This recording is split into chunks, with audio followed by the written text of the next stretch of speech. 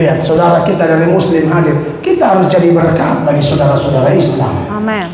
Amin orang Kristen. Amin. Oh iya, kita pembawa damai, kita sebar raja damai. Bukan cuma damai sesama gereja, agama lain harus melihat Kristus dalam hidup kita. Ya. Jangan kita yang Kristen, kita yang kepala batu. Coba Galatia 6 ayat 10, saya sudah mau selesai. Sedikit lagi Bapak Kepala Desa ya, sudah mau habis. Perhatikan Galatia 6 ayat 7, coba. Karena 6 ayat 7. Galatia 6 ayat 10, langsung 10. Karena itu, selama masih ada kesempatan bagi kita, marilah kita berbuat baik kepada semua orang. Berbuat baik kepada semua orang, Tetapi terutama kepada kawan-kawan kita seiman. iya, berarti dimulai dari dalam keluarga, dari dalam gereja, sesama gereja. Ada kawan-kawan dari Bala Keselamatan hadir di Natal GPDI. Bala Keselamatan Ibu ya? Oh iya dong. Enak, baku partner kita. Jangan gereja dan gereja baku sikut sana sini, lalu Islam nonton, Hindu nonton, Buddha nonton. Kata mereka raja damai. Yesus bawa persatuan. Kenapa mereka baku gigit begitu? Tapi di sini kayaknya tidak ada ya. Kalau ada bertobat, selesai. Itu bertobat susahnya apa? Ya. Kalau mau hidup bahagia, kalau tidak mau berantem terus, nanti Tuhan tempelin satu-satu.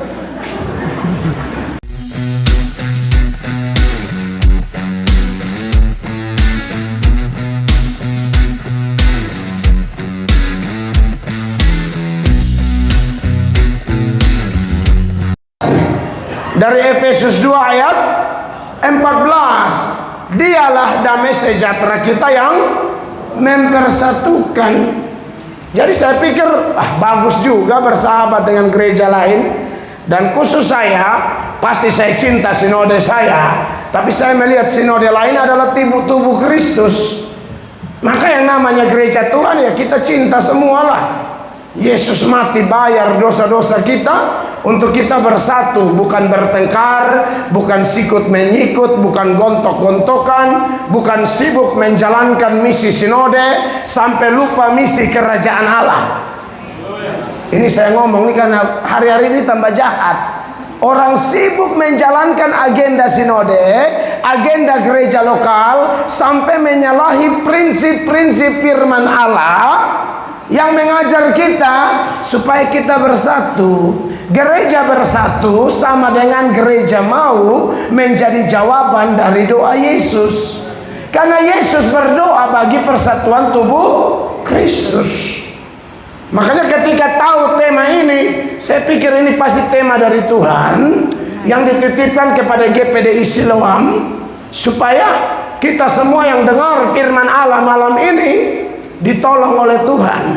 Sikap hati, pikiran, prinsip-prinsip kita diluruskan oleh Tuhan. Amin. Bapak Ibu terkasih. Amin. Karena jujur-jujur saja, biar kita sudah Kristen lama, bahkan saya pendeta sekalipun, kalau tidak diluruskan oleh firman, bahaya, bisa salah. Ada yang bilang, wah Pak Pendeta Melato tuh menguasai firman. Menurut saya itu istilah kurang tepat. Buat apa menguasai firman? Yang tepat ialah dikuasai firman. Amin. Menghafal ayat Kejadian sampai Wahyu pun, tapi kalau tidak dikuasai oleh ayat-ayat itu percuma.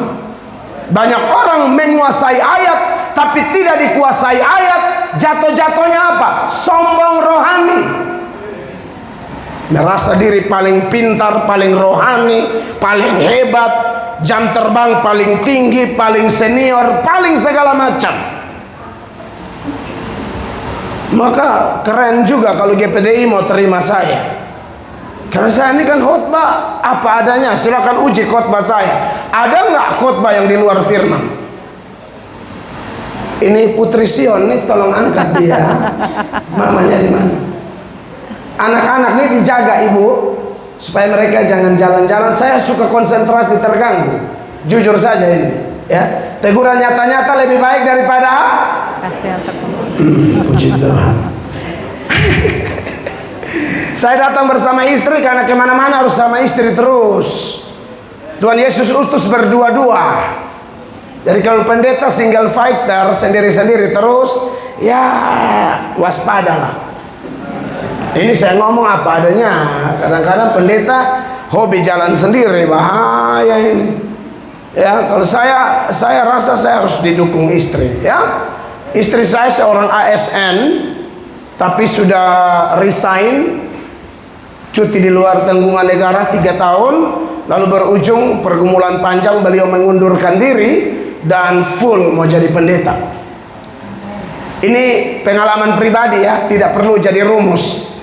Takutnya saya pulang, semua ASN di gereja ini mengundurkan diri lalu menjadi pendeta GPDI. Tak usah. Jadilah PNS tapi hatinya hati pendeta. Amin. Pengusaha tapi hati pendeta. Petani hati pendeta. Polisi hati pendeta. Begitu. Amin. Amin.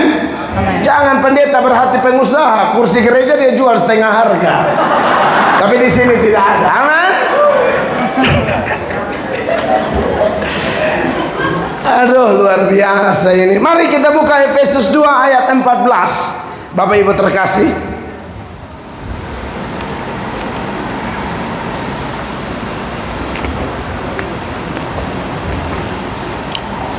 Efesus 2 ayat 14 sesuai nats yang menjadi dasar tema Natal pada GPDI Siloam Pandere. Mari kita baca dalam hitungan ketiga, 1, 2, dan 3. Karena dialah damai sejahtera kita yang telah mempersatukan kedua pihak dan yang telah merubuhkan tembok pemisah, yaitu perseteruan. Tepuk tangan yang meriah bagi Tuhan Yesus.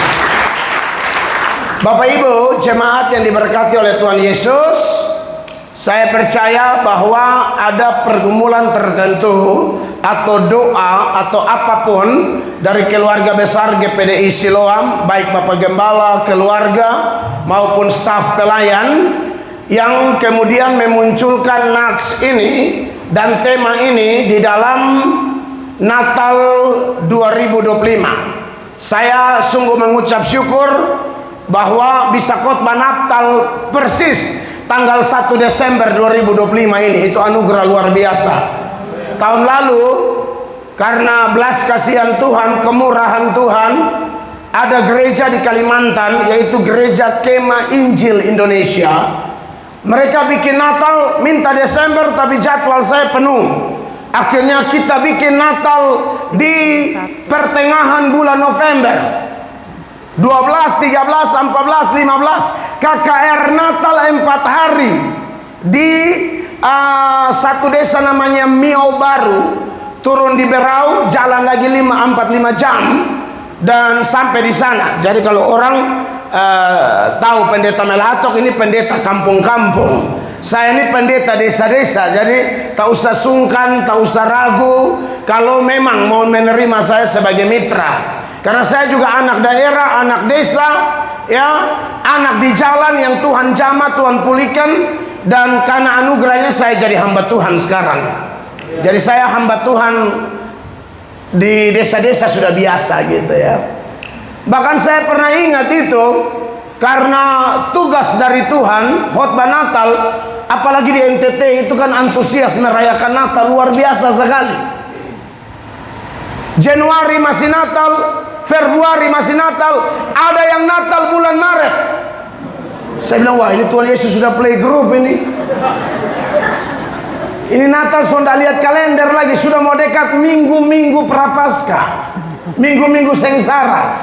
Tapi antusias orang merayakan Natal, yo bahagia jo, ya kan? Lagian memang Natal itu tidak bisa dipisahkan dengan Paskah, Bapak Ibu. Ya. Bapak Ibu tahu latar belakang ayat ini? Efesus 2 ayat 14. Sebenarnya ayat ini cocoknya untuk Paskah, bukan untuk Natal. Tapi tidak masalah juga karena Natal dan Paskah tidak bisa dipisahkan. Ada orang Kristen tertentu yang mempersoalkan mana yang lebih penting, Paskah atau Natal, Natal atau Paskah. Dua-dua penting. Karena tanpa Natal tidak ada Paskah. Iya kan? Jadi saya pikir ini tidak ada masalah. Saudara, dari mana kita tahu bahwa ternyata ayat ini lebih cocok untuk Paskah daripada Natal? Setelah ayat 14, coba Anda baca ayat 15. Ayat 15-nya bilang apa? 15 tunjukkan ayatnya, 1, 2, 3. Sebab dengan matinya sebagai manusia, ia telah membatalkan hukum Taurat dengan segala perintah dan ketentuannya untuk menciptakan keduanya menjadi satu manusia baru di dalam dirinya, dan dengan itu mengadakan damai sejahtera. Jadi ini ayat-ayat Paskah. Saya dosen surat-surat dari penjara, saya ngajar surat-surat ini. Jadi saya tahu latar belakang teks ini, ayat-ayat ini. Tetapi sekali lagi, nggak ada masalah, nggak ada masalah. Bapak Ibu pernah dengar lagu Natal bilang begini, waktu kecil kita merindukan Natal, hadiah yang indah, dan seterusnya kan. Lalu refnya bilang apa? Karena kita dia menderita. Amin. Ya. Jadi memang Natal nggak bisa dipisahkan dari Paskah. Makanya setelah Desember kita rehat beberapa bulan, langsung maju masuk dalam minggu-minggu prapaskah atau minggu-minggu sengsara. Karena Yesus datang untuk mati, Yesus lahir untuk mati, itu paket lengkap. Saya bisa buktikan datanya dalam Matius pasal 10 ayat 28. Di sana secara eksplisit Yesus sendiri berkata, dan sama seperti anak manusia datang bukan untuk dilayani, melainkan untuk melayani dan memberikan nyawanya menjadi tebusan bagi banyak orang. Jadi Yesus datang untuk meninggal. Baca dulu Matius 20 ayat 28. Matius 20 ayat 28. Sama seperti anak manusia datang bukan untuk dilayani, melainkan untuk melayani dan memberikan, dan untuk memberikan nyawanya menjadi tebusan bagi banyak orang. Iya. Jadi memang nggak bisa dipisahkan. Hanya bedanya kalau kita memang memperingati hari lahir ya, Yesus lahir ya. Tapi tahukah Anda sebenarnya kalau saudara belajar kitab suci baik-baik, untuk kedatangan Yesus yang pertama 2000-an tahun yang lalu, first coming, ya, dalam peristiwa Natal, itu Yesus sendiri lebih banyak memakai kata datang daripada kata lahir. Seperti ayat ini, sama seperti anak manusia datang. Kurang lebih 1 kali saja Yesus pakai kata lahir ya. Itu kalau tidak salah di dalam Yohanes 18 ya. Coba ayatnya yang ke 23 atau 27. Yohanes 18 ayat 23. Saya mau tunjukkan satu ayat. Yohanes pasal 18 ayat. Saya agak lupa ayat itu. Yesus bilang, oleh karena itulah aku lahir dan oleh karena itulah aku datang, ya. Yohanes pasal, saya harap ketemu ayatnya, 18 ayat 37. Perhatikan 18 ayat 37. Maka kata Pilatus kepadanya, jadi engkau adalah raja? Jawab Yesus, engkau mengatakan bahwa aku adalah raja. Perhatikan kalimat ini. Untuk itulah aku lahir dan untuk itulah aku datang. Jadi kurang lebih 1 kali ini Yesus bilang aku lahir, tapi langsung disusul dengan aku datang. Selebihnya kebanyakan aku datang. Aku datang bukan untuk dilayani, tapi untuk melayani. Aku datang untuk memberi hidup supaya hidup berkelimpahan. Aku datang untuk mencari dan menyelamatkan orang berdosa. Dan masih banyak lagi. Aku datang bukan membawa damai, tapi membawa pertentangan. Datang. Bapak Ibu, apa bedanya lahir dengan dengan datang. Lahir itu bersifat pasif, datang itu bersifat aktif. Maksudnya begini, kita semua ini lahir. Lahir itu pasif, maksudnya kita tidak bisa memilih lahir sebagai suku apa, lahir dengan jenis kelamin apa, lahir dari orang tua model apa, lahir di kota mana, di kecamatan mana, di desa mana. Anda dan saya tidak bisa memilih. Anda pasif, saya pasif. Tuhan izinkan lahir di mana, ya terima saja. Jangan saudara sudah besar dan bersaksi, saya rencana dulu lahir di New York, tahu-tahu lahir di Sigi. Tidak bisa begitu. Kita pasif. Beda sama Yesus, dia datang. Datang itu aktif. Sebelum dia datang, dia sudah ada. Dan dia tahu dia akan datang di keluarga model apa, siapa teman-temannya, dia akan mengalami apa, dia sudah tahu semua. Kata datang itu bicara tentang pra-eksistensi Kristus, keberadaannya. Yesus bilang, aku telah turun dari sorga. Yohanes 1 ayat 1 mengatakan, pada mulanya adalah firman, firman itu bersama-sama dengan Allah, dan firman itu adalah Allah.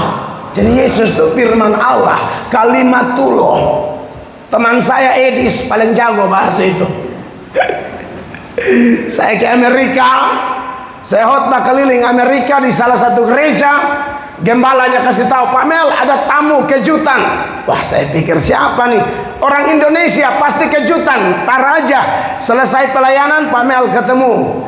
Datanglah pria bertopi dan kacamata. Darah Yesus berkuasa. Ternyata menyala abangku. Lalu abang Edis datang. Puji Tuhan, rendah hati, baik sekali ya. Semua hamba Tuhan tuh pasti ada kekurangan. Yang khotbah nih, kekurangannya banyak banget, perlu dibantu. Saya nggak tampil sebagai malaikat di sini. Bapak Ibu jangan salah mengerti ya. Jangan mengkultuskan pendeta. Jemaat tidak boleh mengkultuskan pendeta. Pendeta tidak boleh mengkultuskan diri. Maksudnya jangan sampaikan sesuatu dari mimbar yang membuat jemaat lebih kagum kita daripada kagum Yesus. Bahaya itu. Itu mencuri kemuliaan. Amin. Dia khotbah lebih banyak dirinya daripada Yesus. Kau bikin kitab suci sendiri saja. Melatok pasal 2 ayat 1. Sebab sepanjang khotbah Yesus kurang didengar. Selalu dengar dia. Hello. Lalu kita Edis antar saya ke wilayah pelayanan tertentu di Los Angeles, dan puji Tuhan kita saling mendukung ya. Kawan satu jatuh kita angkat, kasih semangat. Kawan satu salah kita kasih nasihat ya, supaya berlakulah firman Allah dalam Amsal yang mengatakan, besi menajamkan besi, orang menajamkan sesamanya. Amen. Begitu. Amen. Jadi kalau ada yang koreksi kita, sepanjang itu sesuai firman, terima. Ada yang koreksi kita dan dia melakukannya dengan tulus, terima. Karena Alkitab berkata, kita ini kadang-kadang terlalu sibuk melihat balok di mata, selumbar di mata orang, tapi lupa kalau ada balok. Biarlah orang-orang lain bantu geser itu balok, supaya hidup kita jadi baik sedikit. Semua Anda nih, Bapak Ibu yang hadir, ini anggap saja hadiah Natal di ini awal Desember. Suami-suami juga kadang-kadang sombong sekali, merasa diri paling benar. Padahal istri itu penolong, Pak. Bapak baca Alkitab tuh, lebih banyak janda daripada duda. Laki-laki tuh mati duluan. Iya, coba cek, baca coba. Jarang-jarang ada duda, paling-paling Boas. Makanya kalau saya lihat suami-suami sombong sama istri, lupa dia kalau istri itu penolong, kita tuh ditolong. Logikanya jelas, penolong itu lebih kuat dari yang ditolong. Beberapa ibu menatap saya dan berkata, ini waktu Tuhan. Terima kasih Ibu Oce, sudah atur Bapak Pendeta datang ke sini. Kaum perempuan dibela. Tapi Ibu, kau jangan cepat berbangga diri ya. Kau jadi penolong kalau kamu meneladani karakter Elizabeth, istri Zakaria. Amin. Amin. Meneladani siapa lagi? Zara, istrinya Abraham. Meneladani Maria, ibu Yesus. Jangan kau kayak istri Ayub. Pernah baca istri Ayub? Abang kaya, adik sayang. Abang ancur, adik malah kutuk. Waduh, adik begini memang malaikat harus turun dan cekik dia kasih mati di ruang doa. Iya, tuh jangan kayak istri Lot. Amin. Ibu-ibu terkasih. Amin. Bapak-bapak berkata waktu Tuhan kita tiba. Tenang Bapak, adil, gampang, itu kita atur. Nah, jadi Bapak Ibu terkasih, beda datang sama lahir. Yesus itu datang, dan dalam kedatangannya itu dia sudah tahu semua konsekuensi waktu dia datang. Karena dia itu Allah yang menjelma menjadi manusia, Allah yang tak terbatas, Allah yang maha kuasa, Allah yang omnipoten, omniscience. Dalam konteks kekekalan harus masuk ke dalam konteks kesementaraan dengan semua konsekuensinya. Ditinggalin orang, dilukai, disiksa. Lihat dari peristiwa lahir saja. Lahirnya di mana? Di kandang binatang. Semiskin-miskinnya kita, termaksud saya, keluarga saya keluarga miskin, tapi mama saya masih berusaha. Walaupun gali lubang, tutup lubang, utang sana, pinjam sana, yang penting melahirkan di rumah sakit. Jujur aja, saya dari keluarga yang miskinnya miskin bukan kelas ringan, kelas berat. Aduh, rumah paling sombong di kampung saya itu rumah saya. Kenapa paling sombong? Karena miring, jadi ganjar pakai kayu, jadi kayak orang cakar pinggang. Jadi kalau orang lihat, waduh bro, rumah bro terlalu sombong, cakar pinggang terus. Bapak tidak tamat SD, mama sekolah tidak habis, rumah dari kayu aja, kayu yang bolong-bolong, kamar cuma satu, membatasi kamar orang tua dan kamar anak-anak. Ditutup pakai, tahu kain terigu, saku terigu yang dulu-dulu itu. Kan itu sakunya bisa dibuka, dijahit, gabung-gabung, jadilah satu layar besar. Baru kita tulis, lihat di sini ada tulisan neto 66 kg. Saudara masih ingat itu ya? Itu pembatas kamar orang tua dan kamar anak-anak. Anda lihat, ini kan miskin kelas berat. Rumah orang lain minimal sudah pakai semen kasar atau yang licin atau sudah keramik. Saya punya tetap tanah berbatu-batu, nggak ada masalah. Itulah lahir, nggak bisa milih. Ya. Kalau saya bisa milih, Tuhan lahirkan saya sebagai anak Prabowo Subianto. Tapi kan nggak bisa milih. Kamu saya tetapkan lahir dari keluarga sopir angkot yang SIM-nya sudah mati dari 1986. Iya, SIM papa saya itu mati dari 1986. Ini kisah nyata ini. Khotbah bisa copy paste loh, pengalaman pribadi nggak bisa. Ini pengalaman asli. Khotbah kita bisa belajar dari pendeta ABC, pengalaman mana bisa. Dan saya tidak akan lupa itu sejarah supaya jangan kacang lupa kulit. Ya. Ada orang begitu, dulu miskin, melarat, cari Tuhan, mulai kaya sedikit, aduh goyangannya, gayanya, mulai lain, sombong, angku, makan puji. Tapi di sini tidak ada, ini wajah-wajah baik semua. Ini yang di Uganda, yang saya bicara ini orang-orang di Uganda. Masih miskin, rendah hatinya luar biasa, sudah agak sedikit goyangannya mulai aneh. Lebih aneh, miskin tapi sombong. Ada yang begitu Pak. Bapak Ibu tahu sombong itu apa? Sikap hati. Sombong itu kalimat kuncinya ialah apa? Manifestasi sombong. Tidak mau diatur. Titik. Ya. Tidak mau diatur firman. Itu sombong. Firman bilang dia bikin hatimu sombong.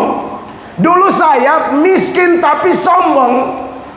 Firman ngomong lain, kita bikin lain. Firman suruh jangan menjauhkan diri dari pertemuan ibadah, kita justru melakukan sebaliknya, menjauhkan diri dari pertemuan ibadah. Firman bilang mengampuni, kita dendam. Firman bilang ya harus mendoakan, kita mengutuk. Firman bilang beritakan Injil, kita beritakan hoax. Anda lihat itu, sombong itu. Firman bilang, hai istri, tunduk kepada suami. Istri tanduk suami. Ini bukan Roh Kudus, roh kerbau dari Toraja. Kan di Toraja di Sumba NTT banyak kerbau. Kemarin kita dua di mana banyak kerbau? Pulau Moa. Di Tiakur. Itu banyak kerbau. Kalau Roh Kudus, istri tunduk kepada suami. Suami omong, ibu dengar dulu, jangan langsung sambar. Anak diam, kita so capek. Dari pagi kita yang pamasak, asap segala macam. Ibu, tenang dulu. Jawaban yang lemah lembut itu meredakan. Amin. Amin. Ini ibu punya mulut, ini radio RRI pun kalah. Ya, buka jam 5 tutup jam 11. Haleluya. Tapi ini ibu-ibu di Nigeria. Kalau ibu-ibu di Pandera ini saya lihat ya puji Tuhan lah ya.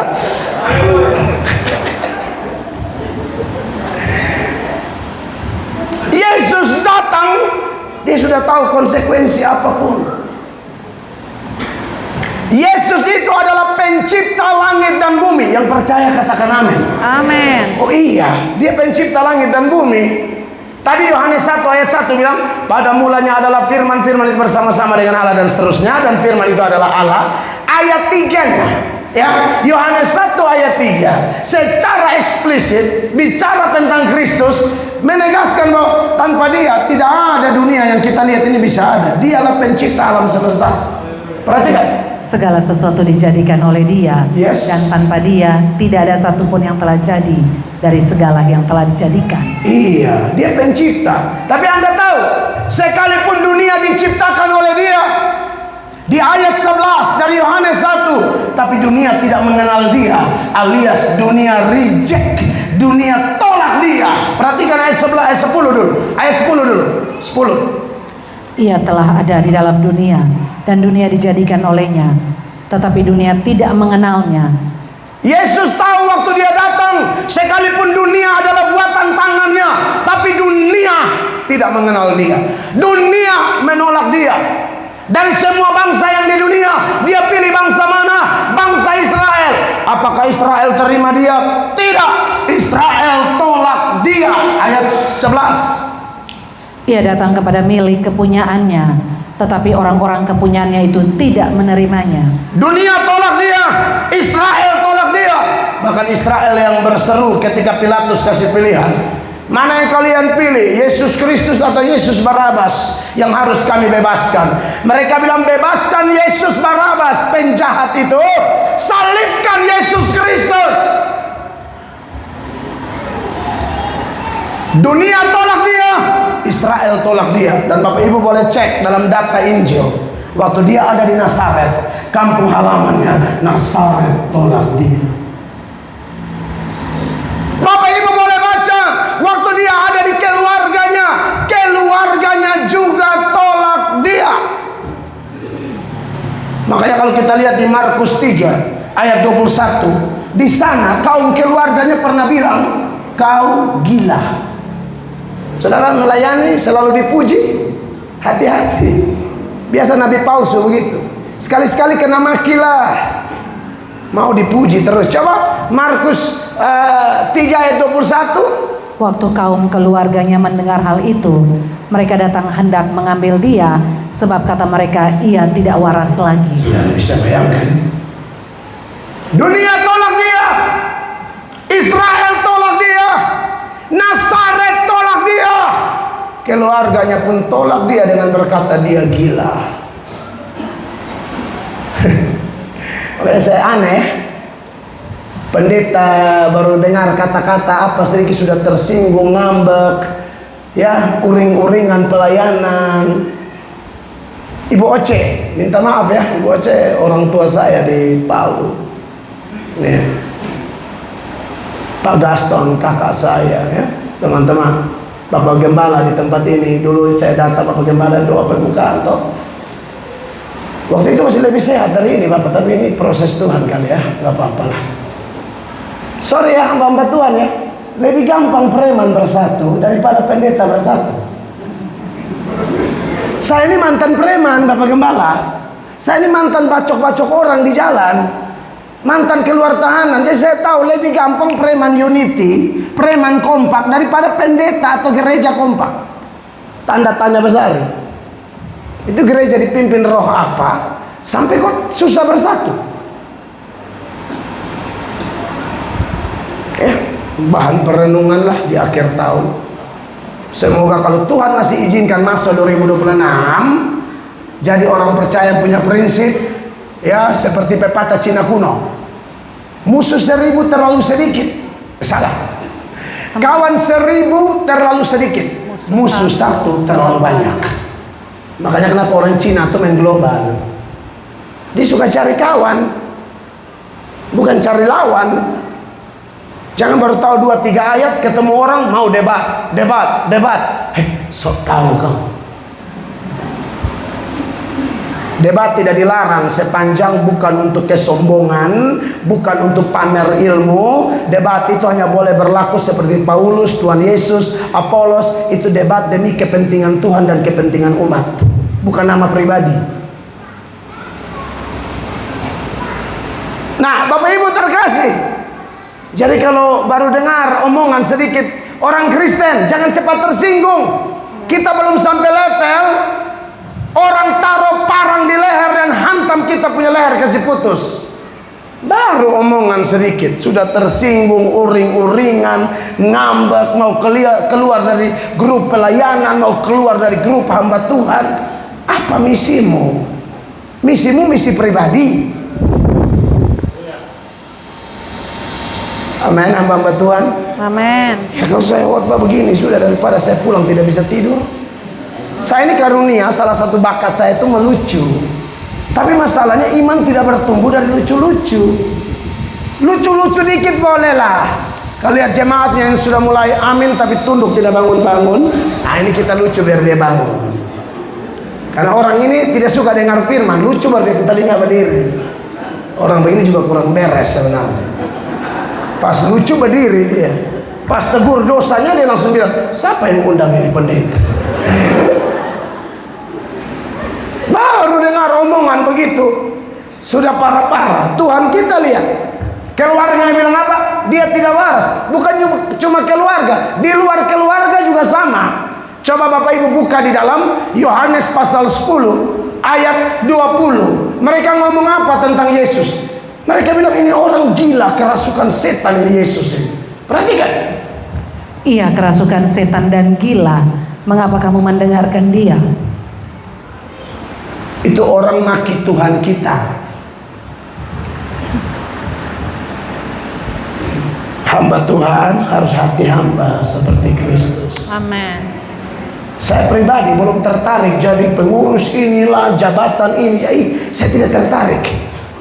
Betul Ibu Oce, saya tidak terpanggil jadi duduk-duduk begitu. Saya ini pemain di lapangan. Jadi kadang-kadang bisa hanya gara-gara baku rampas posisi di sinode-sinode tertentu, mau baku bagi. Ya aneh bin ajaib. Kau ada di ladang kerajaan Allah, tuh hati hamba bukan hati Tuhan dan hati nyonya. Amin. Amin. Lihat Tuhan kita, ia kerasukan setan dan gila. Dulu awal-awal saya melayani, saya khotbah terlalu keras, lalu pejabat-pejabat yang tukang bersinah, mereka kan tidak suka dengar saya. Yang tukang korupsi, yang penjahat-penjahat itu kan saya hantam betul-betul. Supaya mereka bertobat. Saya pikir lebih baik saya yang tegur daripada Tuhan turun tangan langsung, kau parah nanti. Kadang-kadang ada orang yang kita pakai khotbah belum mau. Nanti kalau sudah pakai selang infus keliling, nah ini baru dia angkat tangan. Ke dalam tangan buku serahkan nyawamu. Kau acting macam juru selamat aja. Masih segar-segar, pendeta ngomong rendah hati, jangan berkencang. Amin. Amin Bapak Ibu. Amin. Nah, jadi jemaat yang diberkati oleh Tuhan Yesus, keluarga tolak dia, tapi puji Tuhan masih ada murid-murid. Murid-murid tetap setia dengan dia kah? Ya. Lari semua. Ya. Waktu Yesus mau datang, dia sudah tahu konsekuensi. Yes. Israel tolak dia, dunia tolak dia, Nazaret tolak dia, keluarga tolak dia, murid-murid tinggalkan dia. Tapi puji Tuhan masih ada Bapa. Amin. Ya. Tapi Anda belajar, Bapa pun tinggalkan dia saat dia di Golgota. Maka muncul perkataan keempat di Golgota. Yesus bilang apa? Eli, Eli, lama sabatani. Allahku, Allahku, mengapa engkau meninggalkan aku? Berarti Yesus yang kita sembah, Putra Natal yang kita rayakan ulang tahunnya hari ini, waktu itu dia benar-benar sendirian dalam penderitaan yang hebat. Semua tinggalkan dia, termasuk Bapa di sorga tinggalkan dia. Gara-gara siapa? Gara-gara kita. Supaya apa Bapak Ibu? Supaya kita mengalami tema ini. Kita diperdamaikan, kita dipersatukan. Amin. Yesus mengalami penderitaan sendirian, supaya semua kita yang menerima dia, saat kita menderita, percayalah kita tidak sendirian. Amin. Karena Allah berjanji, aku di pihakmu. Amin, kekasih Allah. Amin. Jadi saudara dan saya ada pergumulan, jangan lari ke tempat lain. Satu-satunya alamat paling tepat, tempat curhat paling tepat, Yesus Kristus. Titik. Amin. Tempat ternyaman di bawah kolong langit ini bukan Labuan Bajo, bukan Bali, bukan Manhattan, bukan New York, ya, bukan Swiss, bukan Eropa. Tempat ternyaman di bawah kolong langit ini adalah hadirat Allah Tritunggal, hadirat Tuhan Yesus Kristus.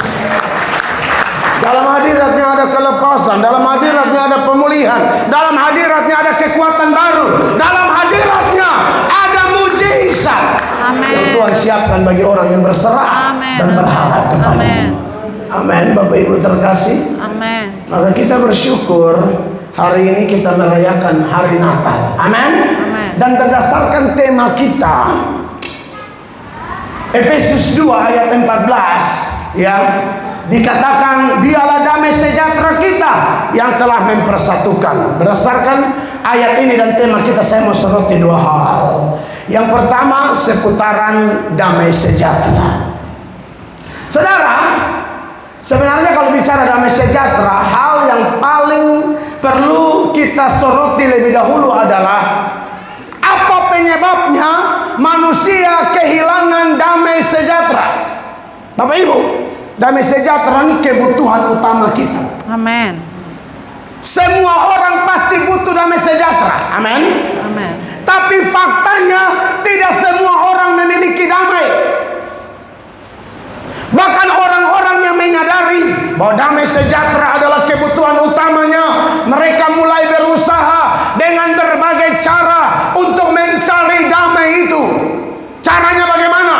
Ada yang berpikir bahwa kalau saya kaya raya, saya punya harta, pangkat, kedudukan, saya punya popularitas, saya pasti damai sejahtera. Begitu katanya. Benarkah demikian? Coba cek berapa banyak orang terkenal kaya raya tapi hidup tidak ada damai sejahtera, meninggal karena overdosis obat tidur, meninggal karena overdosis obat penenang. Saudara pernah cek sejarah hidup Elvis Presley? Gara-gara apa Elvis meninggal? Anda tahu orang itu kan? Wah, wajahnya tuh sampai ada yang bilang saking tampannya wajah kayak malaikat. Elvis Presley 1000 lagu dia ciptakan, belum lagi film-film.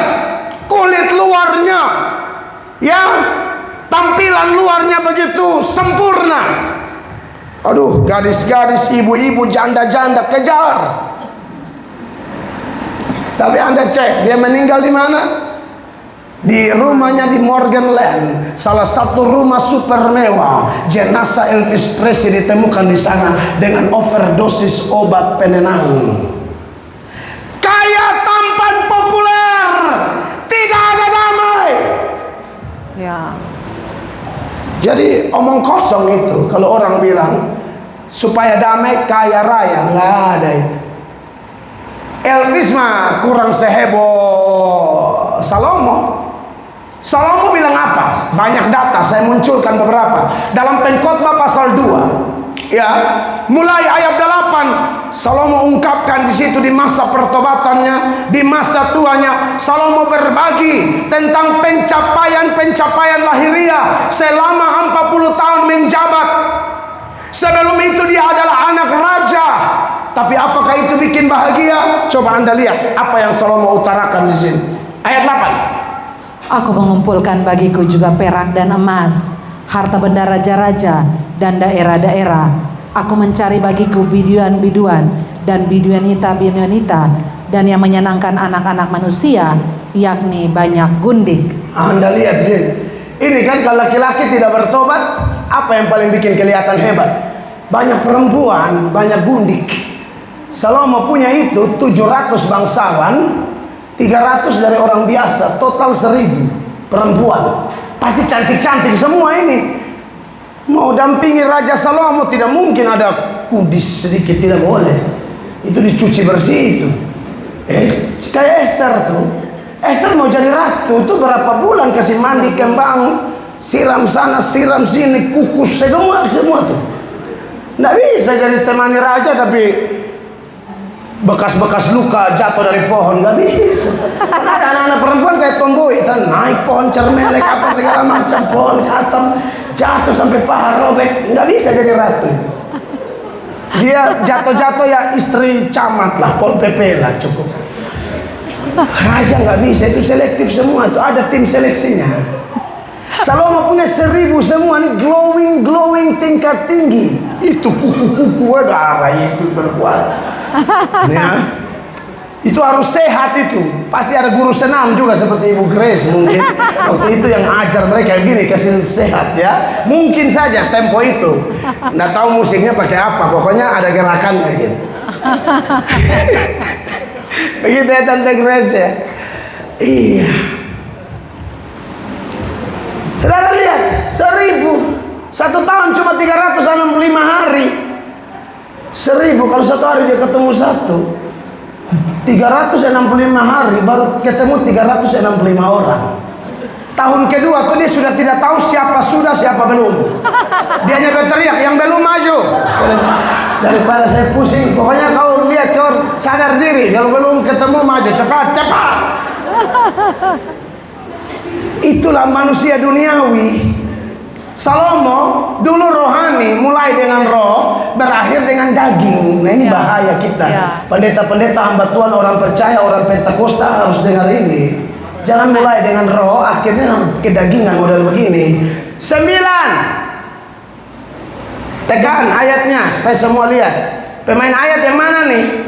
Ya, 9. Dengan demikian aku menjadi besar, bahkan lebih besar daripada siapapun yang pernah hidup di Yerusalem sebelum aku. Dalam pada itu hikmatmu tinggal tetap padaku. Iya, 10. Aku tidak merintangi mataku dari apapun yang dikehendakinya, dan aku tidak menahan hatiku dari sukacita apapun. Sebab hatiku bersukacita karena segala jerih payahku. Itulah buah segala jerih payahku. Ini pekerja keras, hasilnya luar biasa, pencapaiannya luar biasa. Tapi coba kita cek di ayat 11. Di sini dia bilang begini, 11. Ketika aku meneliti segala pekerjaan yang telah dilakukan tanganku dan segala usaha yang telah dilakukan untuk itu dengan jerih payah, lihatlah segala sesuatu adalah kesia-siaan dan usaha menjaring angin. Memang tidak ada keuntungan di bawah matahari. Segala sesuatu sia-sia. Untung dia bertobat di masa tua. Harta itu bikin orang gelap mata. Yesus bilang matamu itu pelita tubuh. Kalau kau salah melihat harta dan yang lain-lain, bisa terjatuh ke dalam berbagai dosa. Maka itu, Bapak Ibu terkasih. Jadi kalau ada orang bilang, mau damai harus kaya, bohong. Saya kenal beberapa pengusaha, tambah kaya tambah stres, dikejar-kejar kantor pajak, habis lu. Orang tambah kaya kan postingannya harus hati-hati. Kau jangan posting jam baru yang ada berlian-berlian, itu kau cari mati. Makanya banyak orang kaya hobi menyamar, pakai sendal yang busuk-busuk, supaya kantor pajak jangan curiga. Tapi ada yang miskin pakai barang imitasi, darah Yesus. Dari atas sampai bawah menyala, ternyata satu paket itu cuma 500.000, so lengkap itu. Telinga, leher, lengkap sampai kaki. Aduh, menyala tanteku, menyala. Setelah dicek, imitasi semua. Tapi tidak apa-apa lah, minimal sudah berhasil menipu beberapa orang. Tapi kalau sudah pemain gak bisa ditipu. Dari Jawa terlalu mengkilat, ini mencurigakan. Mengkilatnya sampai merusak retina. Jadi ini pasti bohong ini. Ya. Jadi tidak ada sejarahnya tambah kaya tambah damai, tidak ada. Tidak ada sejarahnya tambah populer tambah damai, tidak ada. Dan kalau kita cek akar masalahnya, kenapa orang tidak damai? Penyebabnya cuma satu, DOSA, dosa. Sebelum kejatuhan Adam dan Hawa ke dalam dosa, bukankah mereka bergaul karib dengan Allah? Tapi ketika mereka melanggar aturan main surgawi, yang dulunya damai, yang dulunya bergaul karib dengan Tuhan, berubah menjadi ketakutan. Damai hilang, lari sembunyi. Tuhan bilang, Adam, di mana kau berada? Aku mendengar langkah kakimu, aku takut, makanya aku sembunyi. Anda lihat itu penyebab orang tidak damai sejahtera, dosa. Tapi kita bersyukur melalui momen Natal ini, dengan Efesus 2 ayat 14 berkata apa? Dialah damai sejahtera kita. Amin. Makanya Yesus itu sebelum dia lahir, Yesaya telah bernubuat, dialah Raja Damai.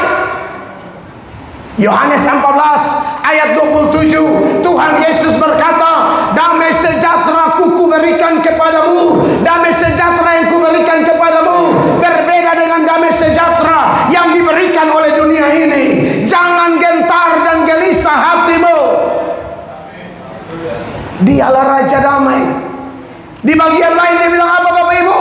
Marilah kepadaku semua yang letih, lesu dan berbeban berat, aku akan beri kelegaan kepadamu. Kata kelegaan dia pakai kata sabados, artinya istirahat penuh, damai yang sejati. Damai hanya ada pada Kristus. Amin. Anda punya seluruh dunia, tapi Anda tidak punya Yesus, sesungguhnya Anda tidak punya apa-apa. Andai kata Anda tidak punya apa-apa, tapi Anda punya Yesus, sesungguhnya engkau pemilik segala sesuatu. Karena kita berkata, kita adalah ahli waris kerajaan Allah yang akan menerima warisan sorgawi bersama Kristus. Amin. Maka topik damai sejahtera ini luar biasa. Dan Bapak Ibu dengar, kalau damai ini ada dalam hidup kita, saya perlu ingatkan kita, damai ini beda dengan damai dunia. Saya berikan satu pernyataan yang membuat kita merenungkan dan pegang baik-baik. Kalau damai versi dunia ini, saya menyebutnya damai yang masuk akal. Maksudnya apa? Kalau sehat, damai, ya masuk akal lah. Lagi sehat-sehat, damai. Usaha penghasilan tahun ini lebih meningkat dari tahun lalu, wih, damai dia. Semeringah, mukanya penuh senyuman. Ketemu orang selalu salam, GBU, orang balas GBI. Kenapa? Keuntungan tahun ini naik. Damai kalau apa? Satu keluarga bisa liburan ke Singapura. Oh, dia posting semua. Mulai dari makan bebek panggang, capcay, semua dia foto. Puji Tuhan guys, menunya lengkap guys. Pada keluarganya di kampung ada puasa 4 bulan gara-gara tidak makan, dia posting itu capcay. Kasihan itu keluarga. Damai. Dia kalau posting sesuatu banyak yang like, senang. Itu masuk akal namanya. Tapi damai Kristus, saya sebut damai bukan tidak masuk akal, melampaui akal. Sakit tapi bisa tetap damai. Amin. Bisnis lagi diproses, tapi bisa tetap damai selama dia ada dalam rel yang benar. Ada gesekan di pelayanan, tapi tetap ada damai. Amin. Itu damai yang melampaui akal. Amin. Dan itu damai yang tak tergoncangkan. Itu damai yang kita bahas. Saya bandingkan dengan data Filipi pasal 4 ayat 7. Filipi 4 ayat 7 secara eksplisit ayat ini bilang begini, perhatikan. Damai sejahtera Allah yang melampaui segala akal akan memelihara hati dan pikiranmu dalam Kristus Yesus. Amin. Anda lihat damai yang apa? Melampaui segala akal. Yesus lagi tidur di buritan, lagi badai besar, gelombang besar, murid-murid bilang begini, Tuhan bangun, engkau biarkan kami mati kah? Yesus bilang, kamu ini kurang percaya. Lalu dia bilang sama badai ombak, diam, tenang. Saudara-saudara, kita percaya Roma 8 ayat 28. Amin. Kita tahu sekarang bahwa Allah turut bekerja dalam segala sesuatu, ya. Untuk apa? Untuk kebaikan kita. Siapa? Kita yang mengasihi dia, yaitu kita yang terpanggil sesuai dengan rencana Allah. Jadi kalau Allah turut bekerja, ada masalah, Anda khawatir, Anda panik, kekhawatiran dan kepanikanmu tidak merubah keadaan, justru memperparah masalah. Tak usah panik, tak usah khawatir, karena tidak akan menambah sehasta pun pada jalan hidup. Ngapain khawatir? Ngapain panik?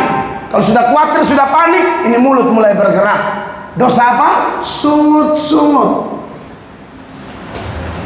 Masalah besar, kalau kita respon dengan ucapan syukur, itu masalah jadi kecil, bahkan hilang.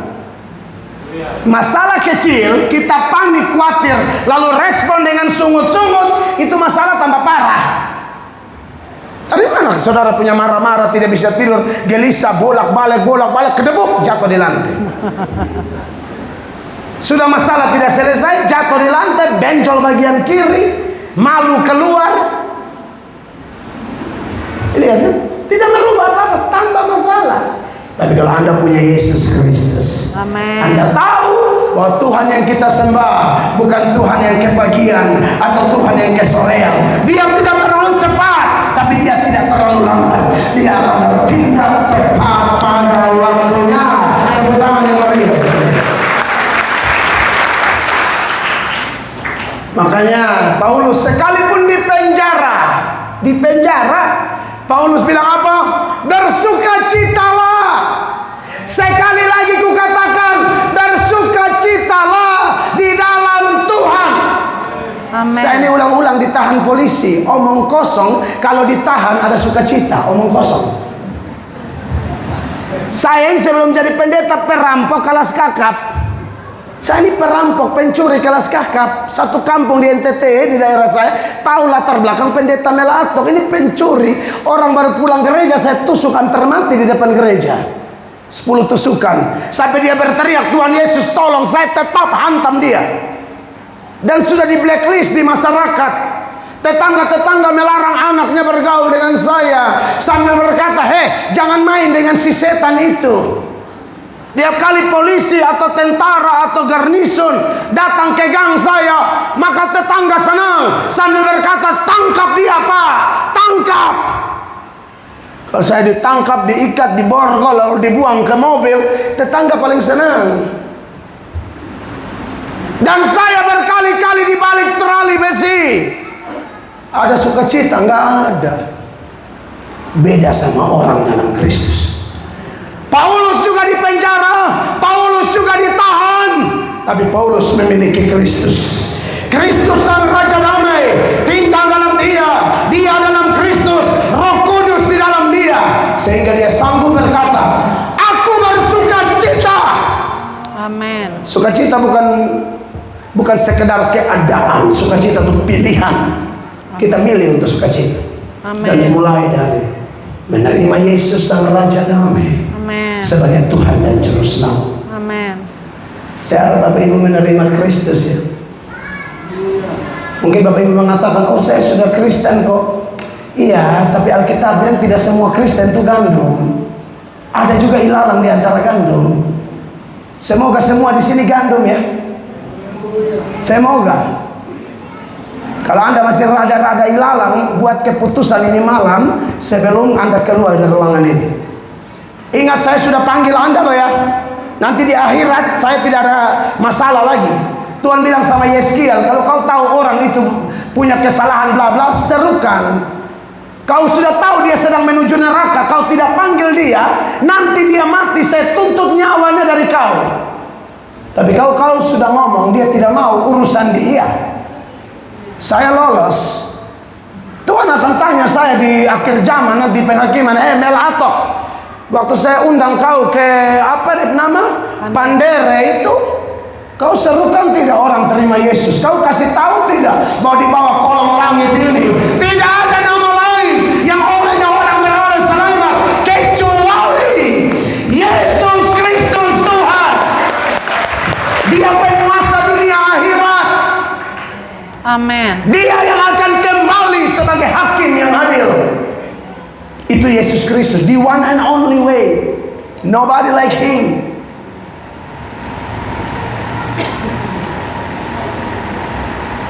Amin. Amin. Kalau mau punya damai, undang dia. Dia tidak pernah paksa orang. Tapi kalau Anda terima dia, Anda akan tahu apa yang saya bicarakan bukan kata-kata semata. Engkau akan mengalami damai Kristus yang luar biasa. Amin. Dan yang kedua, beberapa wajah mencurigakan ya. Seperti mau bilang, stop, sudah berhenti, sudah gitu seolah-olah. Tidak apa-apa, pembalasan hak Tuhan. Nah, sudah. Tidak, di sini orang baik semua di sini. Orang baik semua. Bapak Ibu, damai sejahtera kalau saya mau beda panjang lebar, tapi saya pikir cukup sampai situ. Yang kedua, mempersatukan. Seperti yang saya sudah ungkapkan di awal khotbah ini, kita harus menjadi jawaban doa Yesus. Yesus berdoa buat persatuan, dan dia melakukan secara sempurna satu akses, satu-satunya jalan masuk menuju persatuan, yaitu melalui kelahirannya berujung kematiannya di Golgota. Supaya apa? Dia mempersatukan yang terpecah. Kalau ayat Efesus pasal 2 ayat 14, itu sebenarnya Tuhan sedang bicara tentang Yahudi dan non-Yahudi dipersatukan. Bukan saja dia mempersatukan Allah dengan manusia, tapi manusia dengan manusia dipersatukan dalam damai sejahtera yang luar biasa. Memang bersatu itu tidak gampang. Kenapa? Karena yang disuruh bersatu ini orang-orang yang tidak sempurna semua. Oh, tidak gampang bisa bersatu loh. Setiap kepala punya kerangka berpikir sendiri. Setiap anak kerabat punya pembentukan di rumah tangganya sendiri. Lalu tahu-tahu disuruh bersatu, wah ini ngeri-ngeri sedap. Ya, Inggrisnya scary delicious. Ngeri-ngeri sedap ini. Contoh kita berumah tangga aja. Awal menikah tuh kita berantem semua. Saya yang ngomong ini juga berantem juga. Saya tidak sok suci. Saya sama istri berantem ulang-ulang di awal pernikahan. Ya, pasti yang senior lebih pengalaman lah ya. Biar kita pengkhotbah, hafal ayat, menyanyi, tepuk tangan, angkat tangan, rentangkan tangan, lancan depan di gereja. Kita kayak mau SKJ 2025. Sebentar pukul tangan, angkat tangan, rentangkan tangan. Tapi pulang baku bage, bakalai. Anak saya nomor 1 sudah 15 tahun. Waktu dia baru 6 bulan, kita dua berantem. Saya sama istri berantem. Jujur aja saya nggak mau jadi malaikat munafik di sini. Berantem sama istri saya. Angkat motor, Alkitab waktu itu motor kredit uang muka 1,5 juta ya. Ini kita harus jujur semua. Jangan pikir pendeta atau keliling dunia, ya tapi motornya kredit ya. Saudara, berantem, banting pintu segala macam, ambil motor, pergi pelayanan, sampai pelayanan, menyanyi semangat saya, nyanyi glos gala puji syukur. Sadar, pas mau khotbah, saya percaya itu Roh Kudus. Dia ingatkan saya, suruh pulang minta maaf. Saya mau melawan, tapi ini sudah mau khotbah. Tapi satu sisi ini kalau melawan, saya ingat Yunus saja ditelan ikan, ini mati gitu. Kalau lawan gubernur saya masih berani lawan, tapi kalau Tuhan Yesus dia cari hal. Kalau lawan dia, Roh Kudus saya tidak berani lawan. Akhirnya saya bilang sama WL, kau putar sedikit. Saya ambil motor pulang minta maaf. Nah ibu-ibu ini begini ya. Mereka ini kalau sudah posisi unggul, kita habis.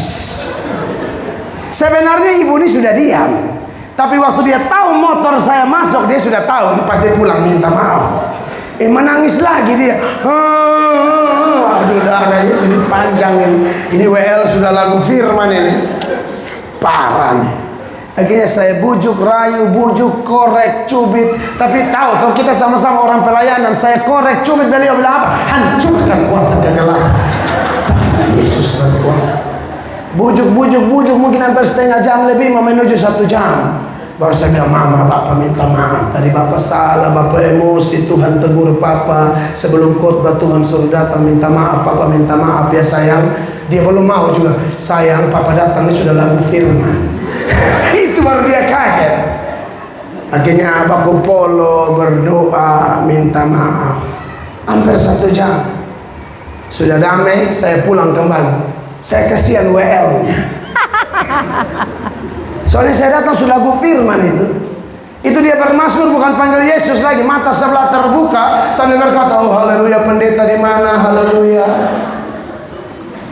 Akhirnya saya datang, saya khotbah dan saya jujur kepada jemaat. Saya tipe begitu. Kalau salah mengaku di mimbar, jangan tipu-tipu. Supaya Tuhan jangan hantam kita. Saya ngaku, tadi saya berantem sama istri, Roh Kudus suruh pulang minta maaf. Saya pikir kalau mengaku begitu jemaat marah, jemaat tambah sayang kami. Mereka tahu pendetanya bukan malaikat, pendetanya butuh ditolong. Amin. Amin. Amin. Tetapi dalam Kristus, sekalipun kita punya kekurangan, tapi kita bisa bersatu. Dimulai dari rumah tangga masing-masing, lalu dia merambat ke gereja, dia merambat ke gereja-gereja lain, bahkan dengan agama lain pun. Ini Pak Ustadz kah? Kepala desa. Lihat saudara kita dari Muslim hadir. Kita harus jadi berkat bagi saudara-saudara Islam. Amin. Amin orang Kristen. Amin. Oh iya, kita pembawa damai. Kita sebar raja damai. Bukan cuma damai sesama gereja, agama lain harus melihat Kristus dalam hidup kita. Ya. Jangan kita yang Kristen, kita yang kepala batu. Coba Galatia 6 ayat 10, saya sudah mau selesai. Sedikit lagi Bapak Kepala Desa ya, sudah mau habis. Perhatikan Galatia 6 ayat 7, coba.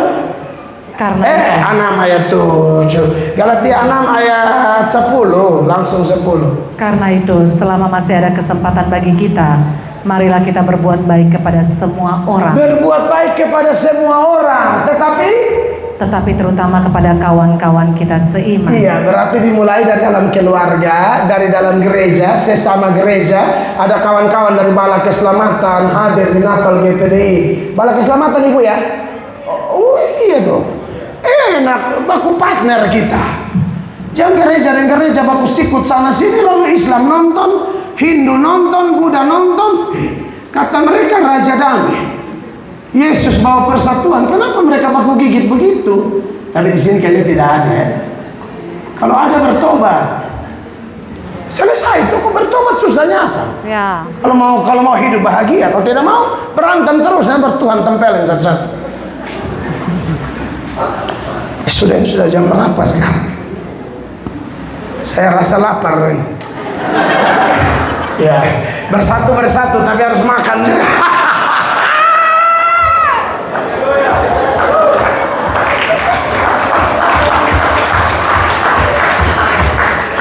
Kiranya firman Tuhan yang sederhana ini memberkati kita semua, amin.